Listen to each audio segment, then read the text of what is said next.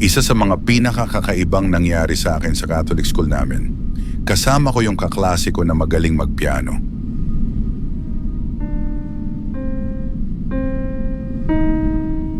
Nagpa-practice siya kasi kinukuha siya para mag-accompaniment ng choir kapag may mass.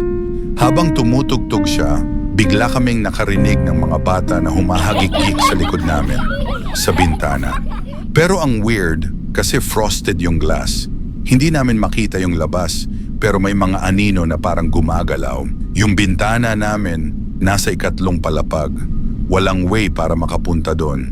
Tapos wala ring space para maapakan yung labas ng bintana. Kaya dahan-dahan kaming umalis.